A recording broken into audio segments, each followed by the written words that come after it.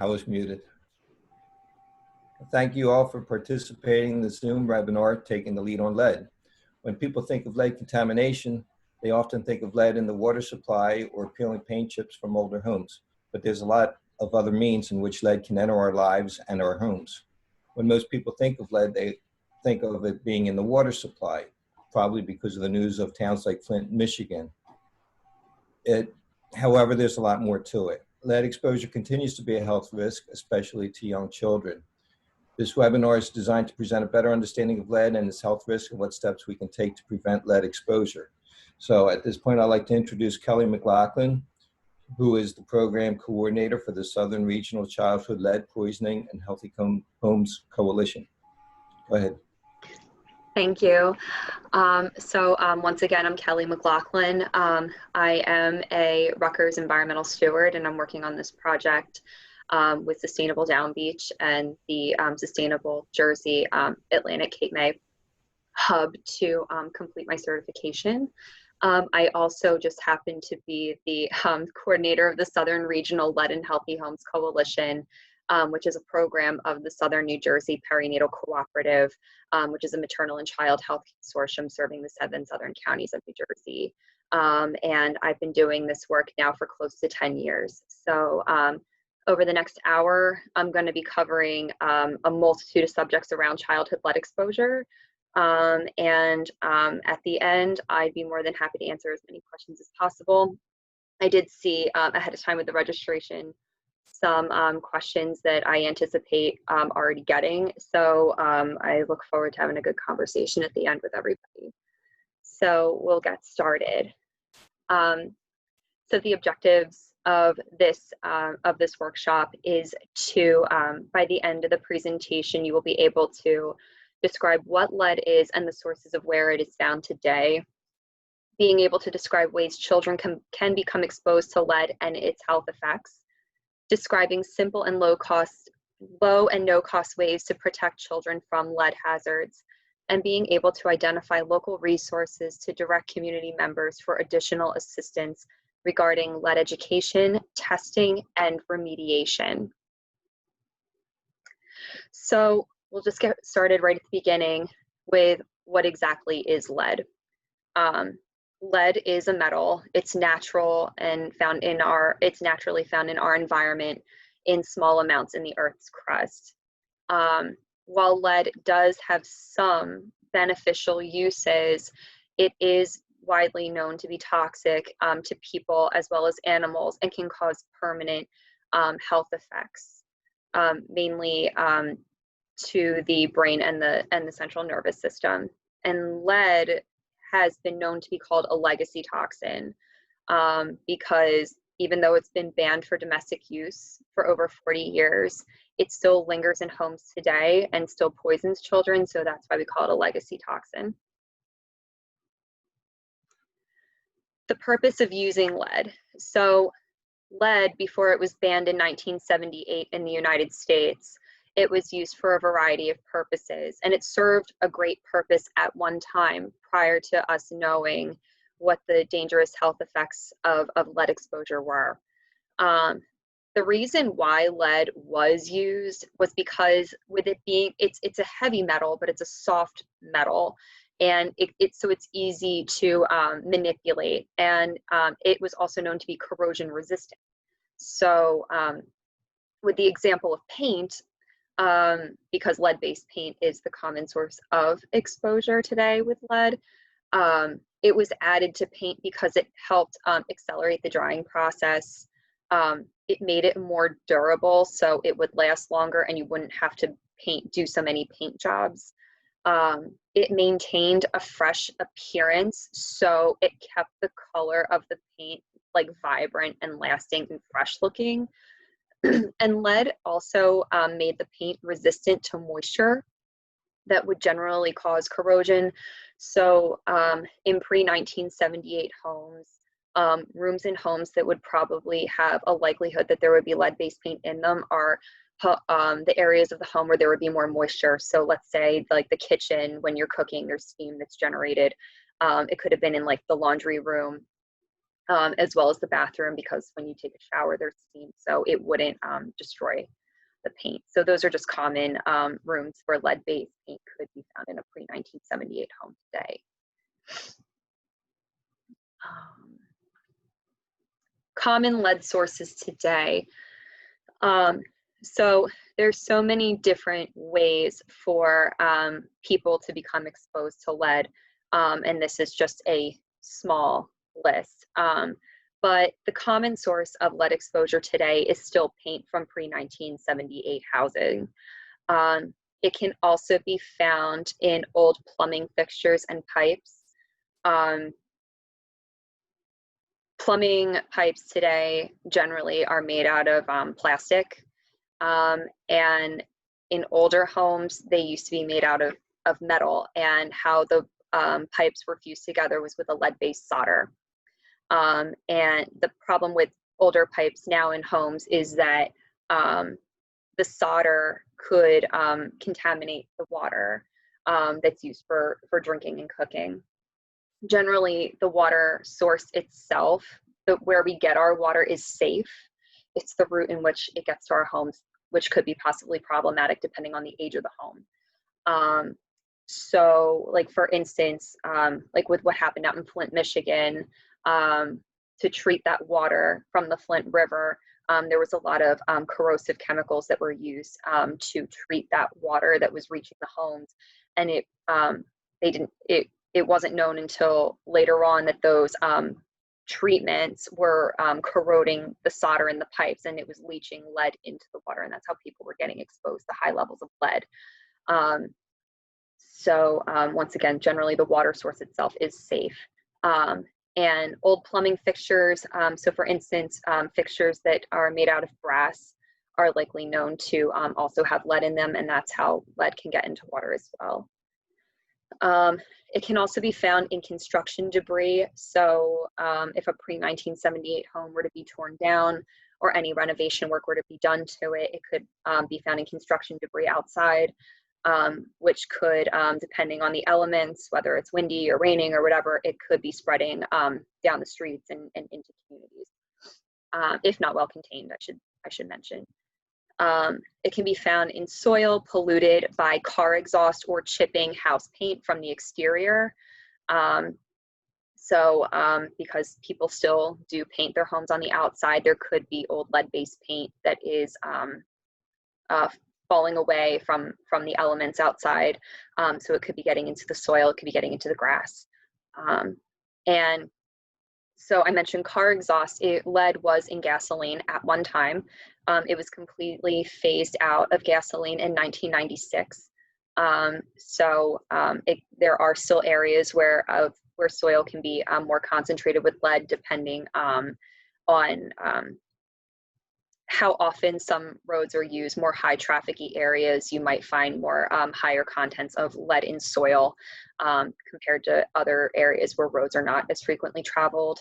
And in some other cases, if people live near like those kinds of airports where it's like that one little strip of runway, I'm not talking like a commercial airport, but one of those like small ones with the small planes, some airplane fuel still has lead in it.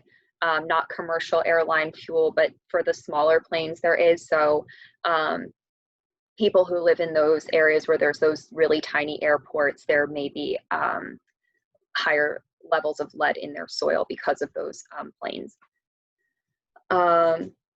Foreign made products, so packaged foods that might be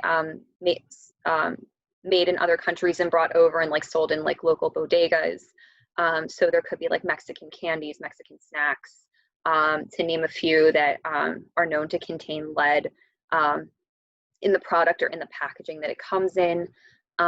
It could be found in cosmetics, it can be found in toys, pottery, home remedies, as well as certain types of jewelry. To just kind of give you an example, I have a few things here that I was going to show. I have it in a bag, but because it does contain lead, but I have a partner from the Trenton City Health Department who loaned me some of her products, and these are things that were taken from home visits that she went on where there was a lead poisoned child, but this is a bottle of nail polish here that was purchased from Macy's, and this was known to contain a high level of lead, and it was not made in the United States, it was made overseas, and and also came from a reputable retailer. So just goes to show that it's not just, lead doesn't just come from, the home itself. It can come from some of the packages and products that we may purchase. It can be found in types of cosmetics. It can be also, as I mentioned, found in toys. And, I think we all would agree that most of the products that we purchase are not American made. So even though lead's been banned in the United States so long ago, it's still being used in the production of products that are made overseas and then brought here to the United States for us to purchase. So then also here's a toy. It's a toy car that also my friend at the health department had loaned me. It's like just an orange plastic race car. I know that you won't be able to see it, but the car is really scratched up. A lot of the paint has come off, and this had a high level of lead on it, and it was confiscated from a home where there was a lead poisoned child in the city of Trenton. So it's just these simple, like, little things that we don't necessarily think about. We think that they're safe when we purchase them until we find out later that it could possibly be hazardous to our health. And it really doesn't take a whole lot of lead for a child to become poisoned. It can only take maybe about a sugar packet's worth of dust, lead dust, for catastrophic health damage to occur. So it's a very small amount. So these are just a few examples that I just wanted to share with you as I move on. Let's see. Oh, packaged foods. This one always gets a kick. I mentioned, like, commonly there's a lot of like Mexican candies and snacks that are known to have trace levels of lead in them. If you're familiar with a Mexican like corn chip snack called Takis, Takis have been known to contain trace levels of lead in that snack. Be cautious as to where you purchase them. There's two different manufacturers. If you buy Takis that are manufactured in the United States, you're fine. However, if you're buying them, like, let's say from a local bodega, and you see that they're made not in the United States, those may contain lead in them. Let's see. Occupations. So even though lead has been banned so long ago, it is still being used today in certain trade work. Professionals who are working in the fields of construction, engineering, and automotive repair are still working with lead and are possibly putting their families at risk if they are bringing lead home from their job, whether that's from their uniforms or from their boots that they may be using while on the job. It can still be found in toys and household items that were painted before the year 1976. A lot of families save old toys because, certain toys from then aren't made now. So they save them as a way to pass down for generation to generation. However, some of those toys, if they are lead contaminated, young children should not be playing with them. They should really just be kind of kept locked away in a cabinet or a place to be admired afar. It can also be found in bullets, curtain weights, and fishing sinkers. And assuming that everyone on this in this workshop is from the Atlantic and Cape May County area, as I'm sure you know, with the Jersey Shore and it being summer, we have a lot of people who are out there fishing right now who possibly could be using fishing sinkers that may have lead in them, which could be a health hazard to themselves or their kids if they're taking their kids fishing. We want to raise awareness that there is safer alternatives when it comes to fishing and the equipment that's used. But that is a reality right now, especially in the summer months. Paint sets and art supplies may contain lead as well. I'm talking more about like the off-brand, not the leading name brand stuff that we're used to. And storage batteries. I know it's a bit of a list, but this is just some of the things.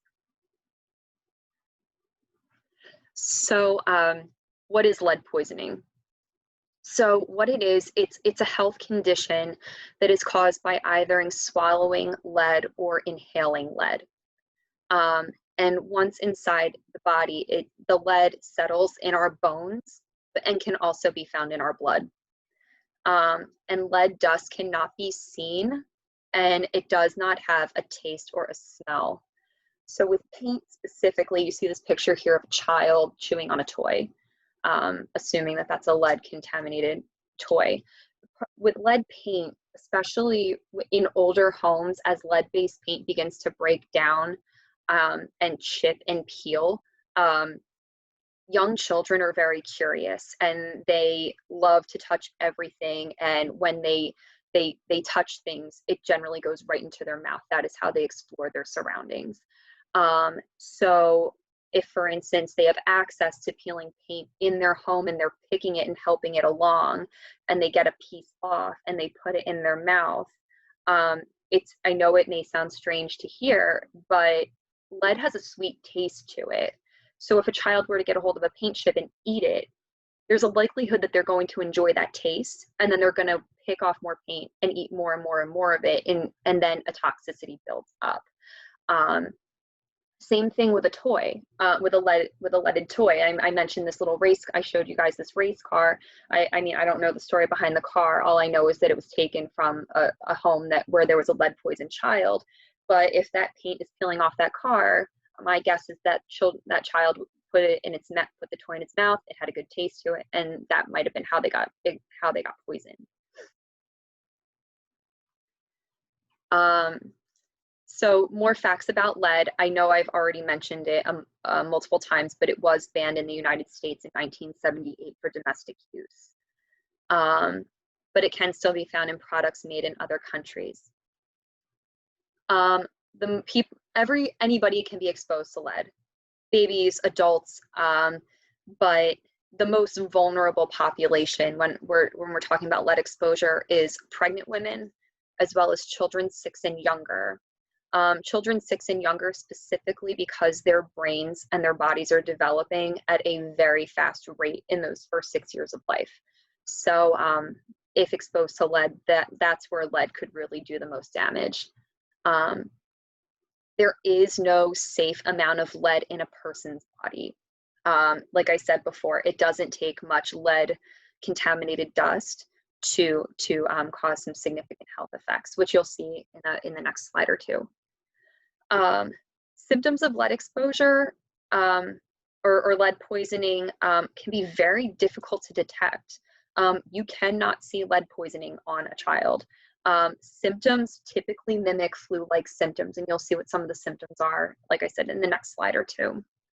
And the only way to know if a child has been exposed to lead is through a blood test, which can be administered 2 different ways, which I'll talk a little bit more about.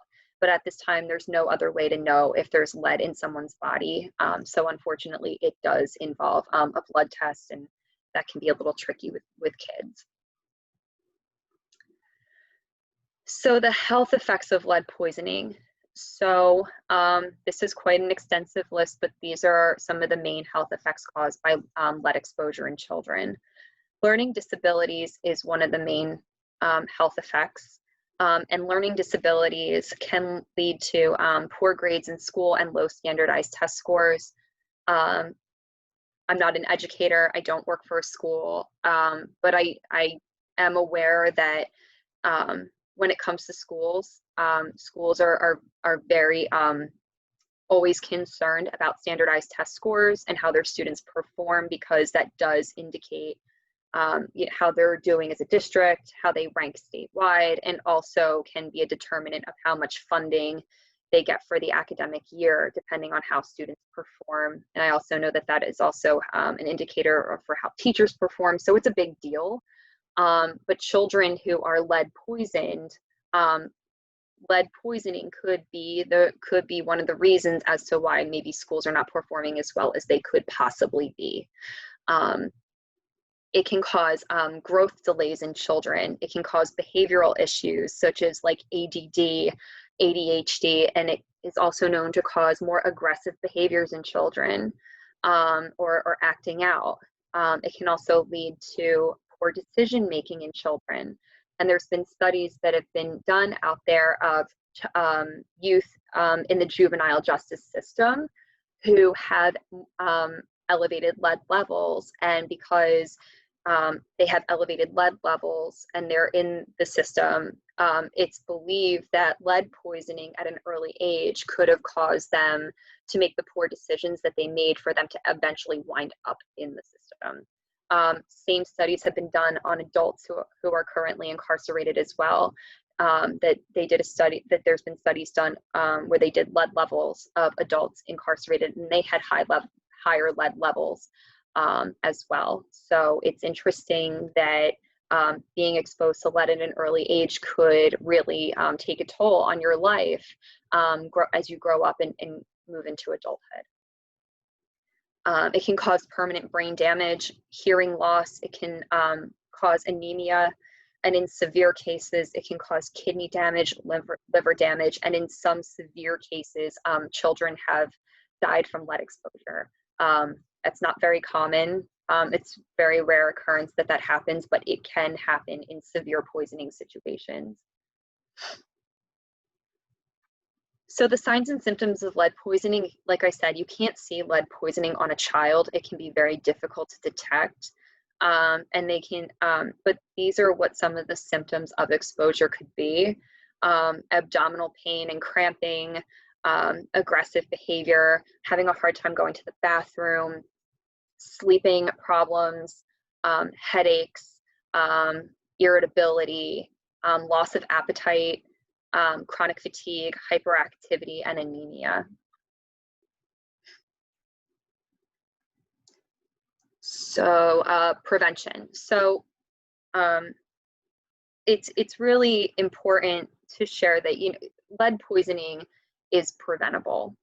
For children, this is probably one of the most preventable like environmental health things that can be addressed and be prevented. And in my program, we work with a lot of low-income families. While we serve all of South Jersey, and anyone who needs our help, most of our clientele is generally low income. And we always want to provide our clients with low, no-cost solutions to empower them to be able to protect their family as best as possible.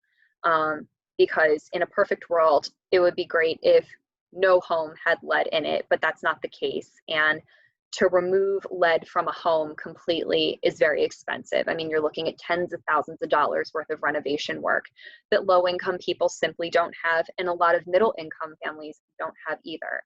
So it's really important to be able to share these tips and tools with families in order for them to, make affordable decisions for themselves.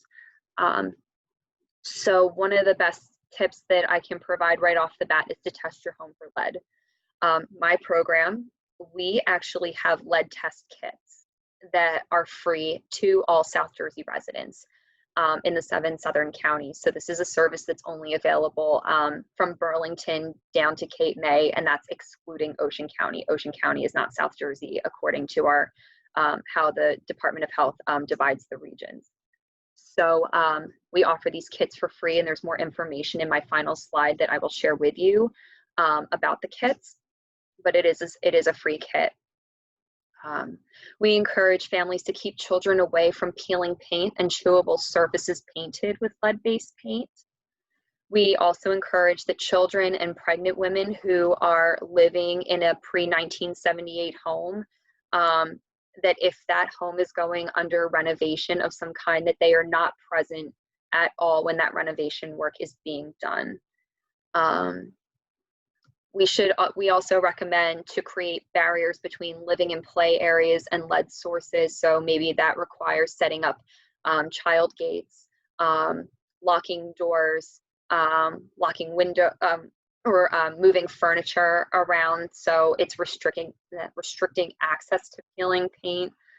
And also applying temporary barriers such as like contact paper, which is like shelving paper, or duct tape to cover holes in walls or block children's access to other lead sources.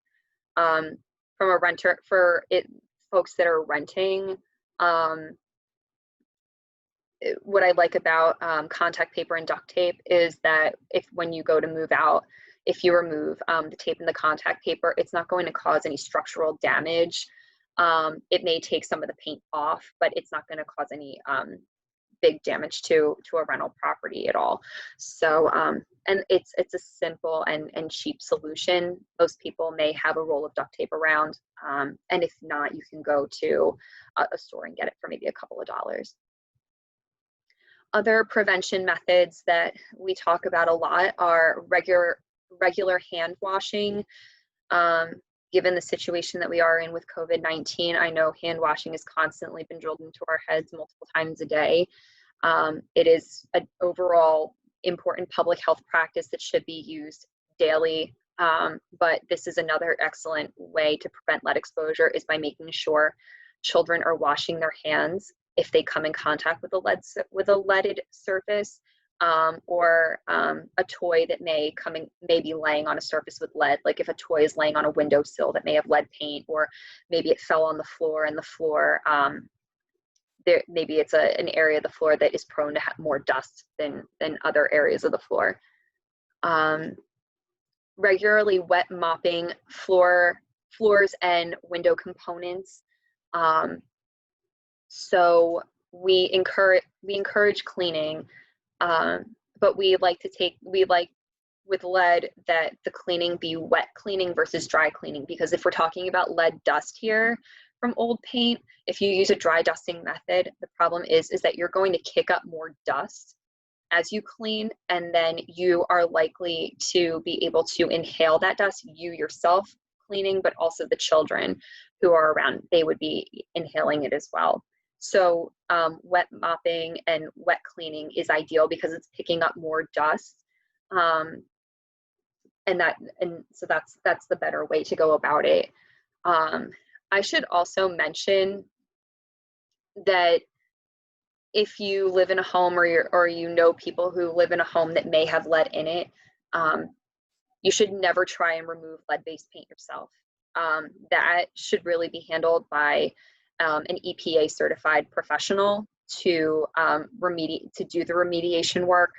While the intention to remove the paint itself is good, if you don't know what you're doing, you could be causing a lot more harm.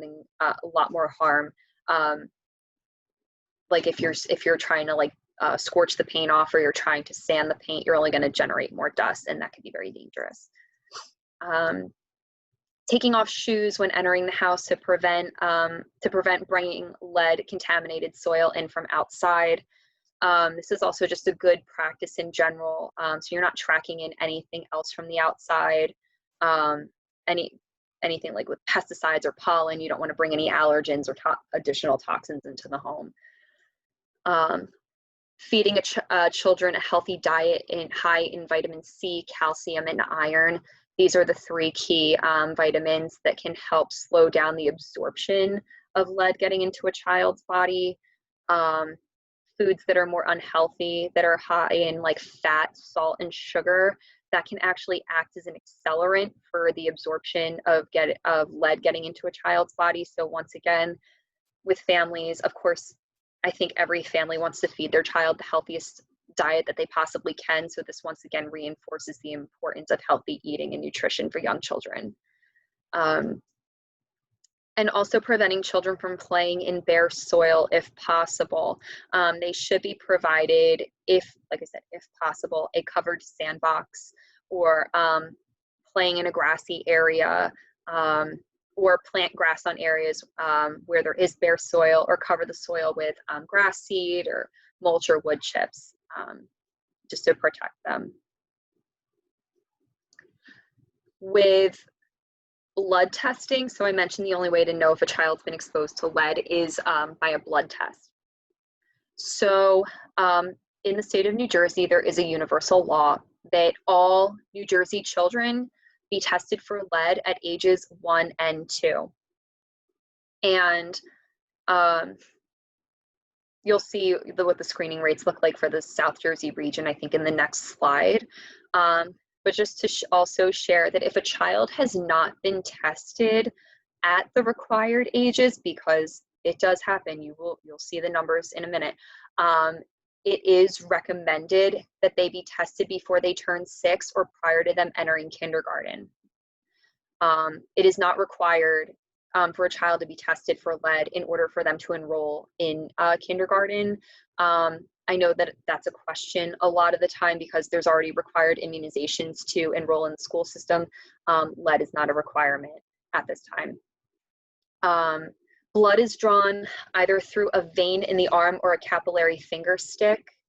Ideally, we would want the venous draw because it is the most accurate and confirmed lead result. However, we know that that is not the ideal situation for every family given various circumstances, whether it comes down to affordability, access to a lab, their child may be very difficult to handle when it comes down to getting blood work done. Transportation could be a barrier to getting to a local lab. So if a venous draw is not the ideal situation, there are places throughout the region and even at the county level that can do at least a finger stick to test for lead, which is great. I mean, something is better than nothing. But the drawback is if a child's lead level did come back elevated from a capillary finger stick, it will have to be confirmed by a venous draw in order for the health department to get involved if it is in fact elevated. So then you are technically sticking the child twice. So like I said, venous is ideal, but we know that that's not always the best case scenario for folks.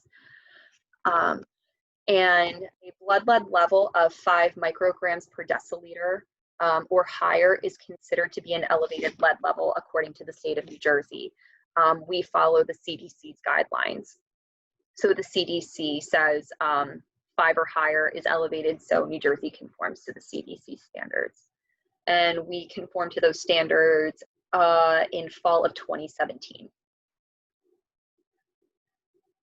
So you'll see here, these are the screening rates for children 6 years of age by county and residents with their screening rates. So you can see for yourselves, this is the 7 southern counties that we serve, and this is the breakdown of the screening rates. I didn't put the screening rates for children ages 1 and 2, which is the year, like those are the years when they're supposed to be tested, but I want it because we also want children to be screened before they turn 6 as well. I wanted to show you this table. This table actually is from the fiscal year 2018 New Jersey Department of Health annual child lead report. So this is where we currently stand. So you'll see, since we are Atlantic and Cape May County, Atlantic's screening rate is just shy of 20%, and Cape May is at 14%. Gloucester County has the lowest screening rate statewide. So they have the lowest screening rates in our region, but also statewide, they are 21 out of 21. So you can see in South Jersey, a lot of work has to be done. So that was screening. So now I'm gonna talk a little bit about lead safe home remediation. I saw that on the roster, some people had questions about this, so I'm hoping that this does answer your questions. But we do have remediation programs statewide. However, they do not cover the entire state. They only cover certain parts of the state. But this program is funded and managed by the New Jersey Department of Community Affairs. And they have been doing this work for a few years. It started as a pilot program and it has been here to stay, which has been nice. The purpose of the program is to identify and remediate lead-based paint hazards via interim controls to prevent elevated lead levels in children and pregnant women. The program targets municipalities in New Jersey with high reported incidence of blood lead levels in children under 6. As I said before, this program does not cover the entire state. But the target service areas of the lead safe remediation program in South Jersey, I should say, are Atlantic County and Camden County. You'll see that there's other services available in Central and Northern. So we have 2 grantees in our region. I know that that can sound disappointing. Trust me, it is. But the good news is that the 2 grantees are able to do some of this work. They're able to cover 5% outside of their jurisdiction. So to give you an example here, for Atlantic County, the grantee is the Community Affairs and Resources Center based in Asbury Park. They are doing this work not just in Atlantic County, but in Ocean and Monmouth.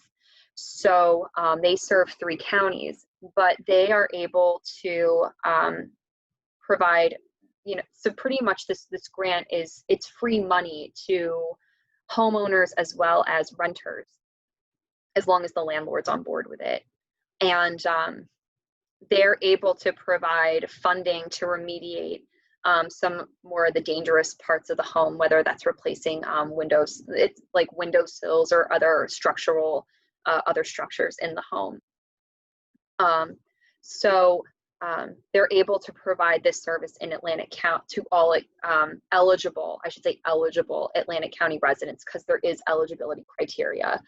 I am not very well versed in what the eligibility criteria is. I know that there are income guidelines, and beyond that, I don't know much more. But you'll see here, if you want to take a screenshot, the link to where I got all of this information is below on this table. So please feel free to go to that website and you'll be able to get more information. You could also call, these folks as well, and they'll be able to provide you with that information. But so in Atlantic County, we have the Community Affairs and Resources Center, and the program manager is Ina Scheller. I work with Ina quite a bit. She is wonderful to deal with. And she, like I said, they can go 5% outside of their jurisdiction. So I know they have done some remediation work in Cape May County. Same thing with Camden County. There's St. Joseph's Carpenter Society. They cover Camden County, and they can also go 5% outside of their jurisdiction. So for Cape May folks here, you can contact either of them to see, if you come across a family that might benefit from this program. I would reach out to both of them to see if they would be able to assist. There was one other thing I wanted to mention. Oh, okay. So for Atlantic County, the agency has funding available to do abatement work as well. So remediation is removing just some of the major lead hazards in the home. Abatement is the complete removal of lead from a home to make it lead free. Remediation makes a home lead safe. So I just wanted to kind of clarify that. So this agency has funding for abatement only in Atlantic City. So, and then in Camden County, they have funding available to do abatement work only in Camden City. So I know it can get a little tricky. The abatement funds is still very new. I think they've only been offering that for maybe just about a year. I wanted to share that though.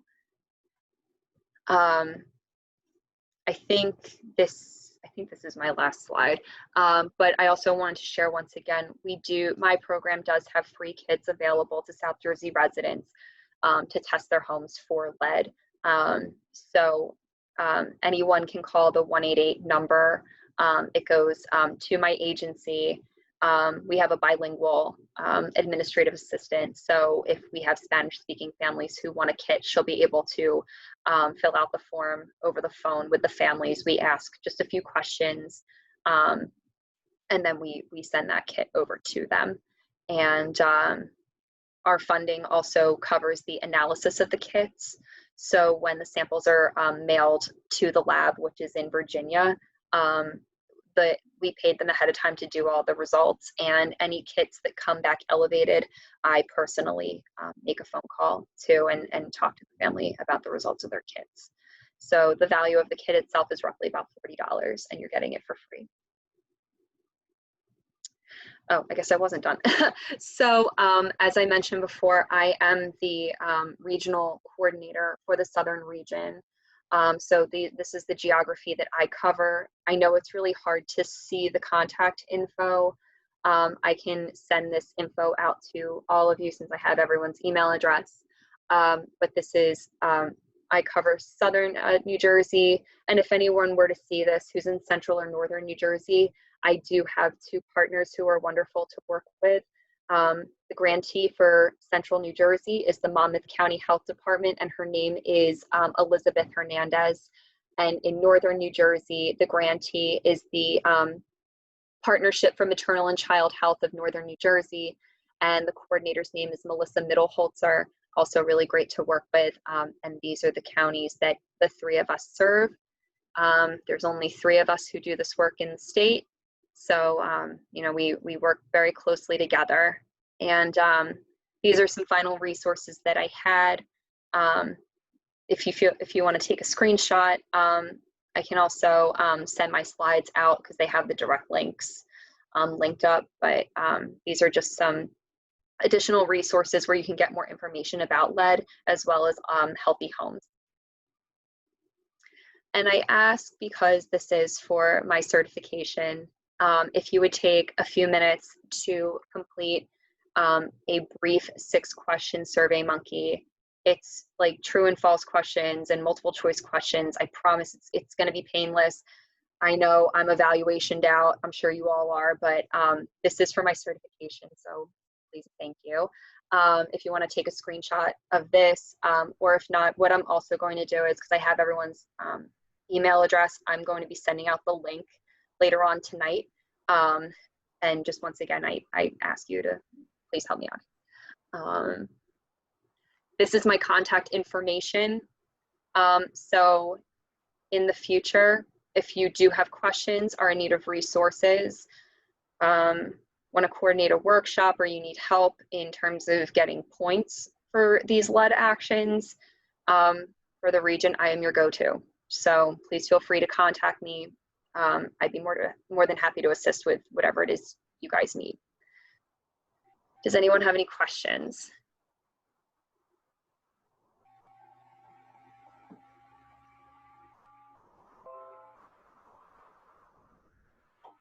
I've unmuted everybody. Hi, Kelly. This is Andrea. Thank you so much for an awesome presentation. I posted a question in the chat, but I'll just read it out loud for you. I know you mentioned that you provide free test kits for families to check on the lead dust in their homes. Mm-hmm. Do you guys do any advocacy with physicians in the area to increase testing rates? We do try to engage with pediatricians and family physicians. You'd be surprised how difficult it is to try and reach someone past the office, like the person at the front desk or the office manager. Sure. So it's something that we are always actively trying to do. So you'd be surprised how many phone calls I receive from pediatricians' offices saying, we have a child with an elevated lead level, what do we do? You know, we're always trying to find ways to engage with them. We have contact information for pediatricians and physicians' offices. So sometimes we'll work with like the American Academy of Pediatrics New Jersey chapter to try and distribute info, whether it's a handout, like an educational handout or a letter or a webinar or something. Unfortunately, the kind of the carrot on the stick thing is if there's CEUs or continuing education attached, that's definitely an incentive, but our workshops at this time don't offer CEUs. But yeah, I know it can be tricky for sure. Well, thank you very much. No problem.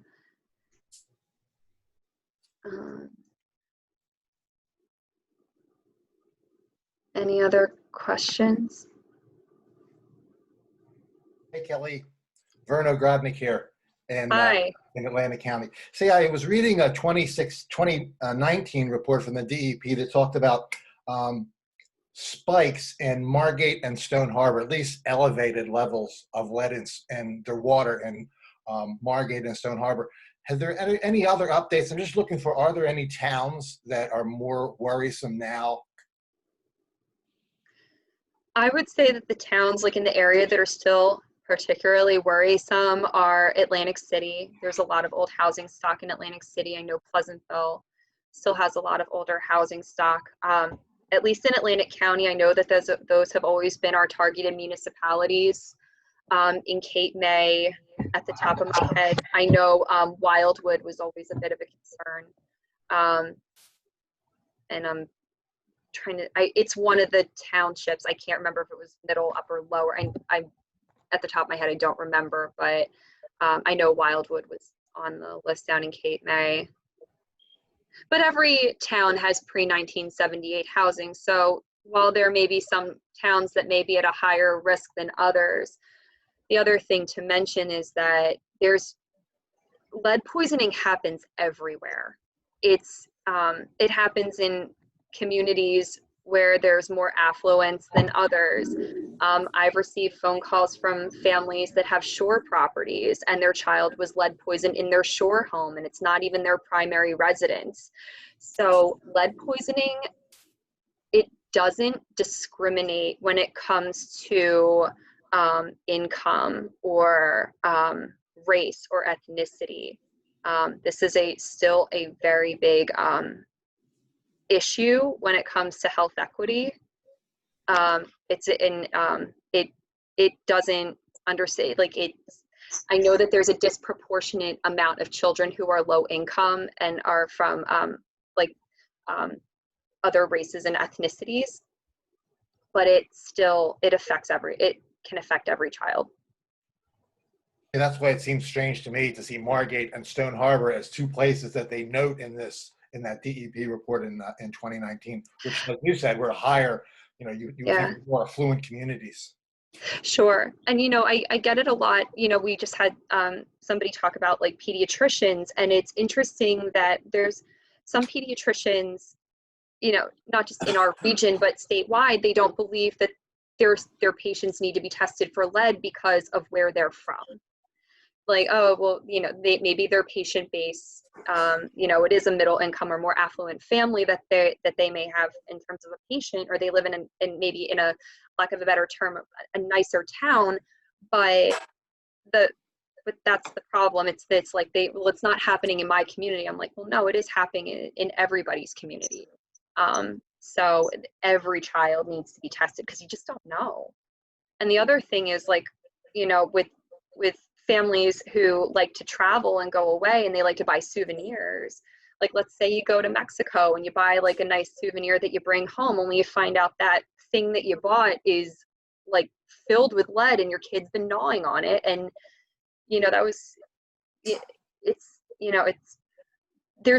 I hate to say, but there's definitely some ignorance around the topic for sure. It's not in my community, so.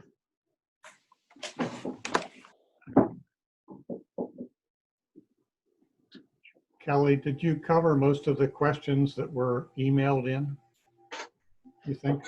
I believe so. I do remember that there was a question in regards to water.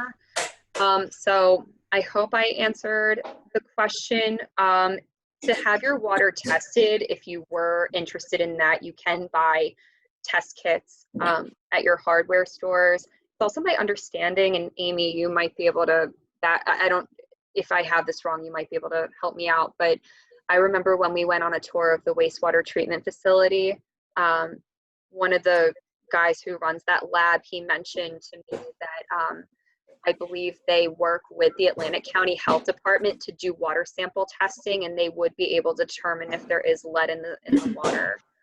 So yeah, that is done through the county health department. Okay, so that is something that's available, at least I know in Atlantic County. I have a quick question, if I may. My name is Micah. I live in Hamilton. And I appreciate all this information, and I'm probably going to get my house tested because it was built in the 1950s. But and this is probably going to be a longer answer. So if you're on a time constraint, then we can have a conversation outside of this call. But I'm wondering, in your professional lead expert opinion, what would be the best way to solve the issue in Flint? I mean, is it a matter of just replacing the entire city's pipe system? Or, I mean, I just can't believe how long people in that city have gone without a stable supply of drinking water, and would love to hear some potential solutions. It's a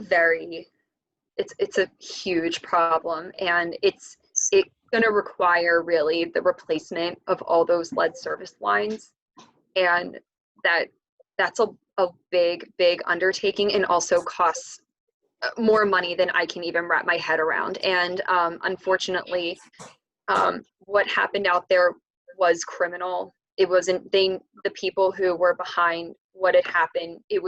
They knew what the health ramifications are, and I know that there has been a lot of legal battle with that. But with that being said, I mean, the water infrastructure there is so outdated, and all needs to be replaced, and that's going to take years. I mean, years down the road for all of that to be done. And I agree, it's a shame that these people don't have, you know, a reliable source of water, and they're relying on bottled water. And I know that, you know, I don't have to tell you guys, I know you're all in Sustainable Jersey, that plastic is, you know, very much frowned upon, and I'm in support of less plastic. So it's a very difficult issue. And that's the one thing about lead, is that it's a multi-faceted problem. There are just layers and layers and layers that we keep on peeling back to really the root of these problems. And unfortunately, there's a lot of money involved and a lot of politics involved. Thank you. So we've kind of reached our 1 hour set time. If there are other questions, we can probably have them emailed to Kelly, and I'm sure she'll be happy to respond. If it's okay, Steve, do you have any closing comments, or you, Kelly? All I just wanted to say, you know, once again, thank you. I really do appreciate the great turnout. There's 21 of us on here. I do once again ask that you please complete the survey. I will once again send out the link tonight. And if anyone has any questions or wants to meet with me, you know, offline, you know, you have my contact information now. I'd be more than happy to set up a call with you. Ralph, I just want to thank Kelly for this presentation. We've worked for a long time on this, and it is an eye opener. And I think it's extremely important that this information gets out there. Okay, thanks very much. Thank you.